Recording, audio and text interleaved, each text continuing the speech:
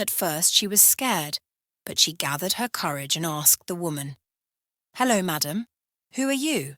And what are you looking for?" "This is my building. I came to check on the progress of the construction, so I should be the one asking what you are doing in my building." "I'm sorry, madam. I didn't mean to trespass on your property. I'm just a homeless girl with nowhere to go. My sisters threw me out of their house. I had nowhere else to go, so I decided to stay here for a while until I save enough money to pay for rent. Please, madam, don't send me away."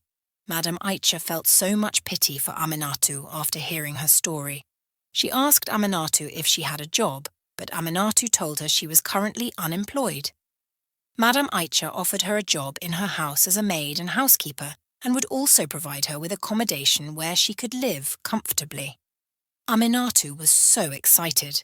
She immediately accepted the offer, took her belongings, and followed the woman to her house to start working right away as a maid. She was very hard-working and dedicated to her job. She washed clothes, cooked meals, and cleaned the entire house. She was really diligent. Madam Aisha was so satisfied with her work and treated Aminatu very well. Madam Aisha lived alone because all her children were grown and living in foreign countries. She had 3 handsome and wealthy sons who rarely visited home. She was a very rich woman, but her children were even richer. One beautiful Monday morning, one of her sons, Usman, came home to visit his mother. Madam Aisha was very excited to see her son and received him warmly. The next day, Aminatu resumed work. Usman, Madam Aisha's son, saw Aminatu and began to like her. He fell in love with Aminatu. Usman couldn't take his eyes off Aminatu. Aminatu admired him too. It was love at first sight. He went to ask his mother about Aminatu. His mother told him who Aminatu was and how she had met her. She told her son that Aminatu was a good woman. Usman told his mother that he wanted to marry Aminatu. His mother approved and gave her blessing to her son. After a few weeks, Aminatu and Usman got married. It was a great joy and celebration for the whole family. 2 months after their marriage, Aminatu decided to return to the village to bring her little sister Khadija to the city to live with her. When Aminatu arrived in the village, she was driving an expensive car. Everyone who thought nothing good would come of Aminatu hung their heads in shame. The villagers were shocked and couldn't believe their eyes seeing how much Aminatu had changed. There was a great commotion in the village, and the news of Aminatu's return and transformation spread quickly like wildfire.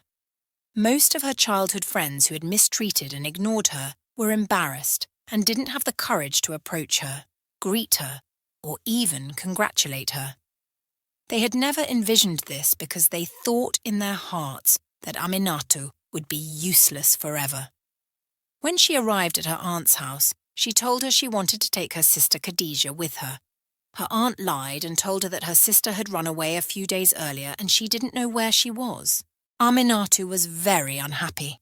She was devastated because she didn't know where to find her sister. Back at the old lady's house, Khadija had been sent on an errand by the old lady. She had to sell some farm products they had harvested because it was their means of livelihood. As she was going to the market, she began to hear rumours about her sister's return. She saw a woman discussing what she had seen earlier and asked her a few questions about the rumour. The woman told her that Aminatu was back, and not only was she back, but she had returned very rich, driving a big car. At first, Khadija couldn't believe her ears, so she decided to see for herself. She ran to her aunt's house and found her sister there, looking so beautiful and different from before.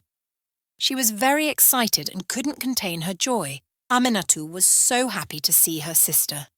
Khadija told her the whole story of how she was mistreated by their aunts. Aminatu was so disappointed hearing her sister's story. She took her sister to the old lady and thanked her profusely for taking care of her sister. Aminatu took her sister with her, and they lived together. Aminatu resumed her studies, and after 4 years, she graduated. She became the CEO of her husband's company. The girl once called useless was now a role model for many girls in the village. Aminatu continued to thrive in her career and personal life. She became a source of inspiration for many young girls from her village, showing them that with determination and perseverance, one can overcome obstacles and achieve their dreams, no matter where they come from. She also continued to take care of her sister Khadija, encouraging her to pursue her studies and aim high in life. Inspired by her sister's success and resilience, Khadija worked hard and also succeeded in her studies. Aminatu never forgot her roots and continued to help her community. She invested in local development projects, offered scholarships to underprivileged youths, and contributed to improving the village's infrastructure. Through her dedication and generosity, Aminatu became a respected and beloved figure in her community, and her name became synonymous with hope and success. The moral of this story is that even in the face of adversity and challenges, it is possible to transform one's life and achieve one's goals with determination, hard work, and family support.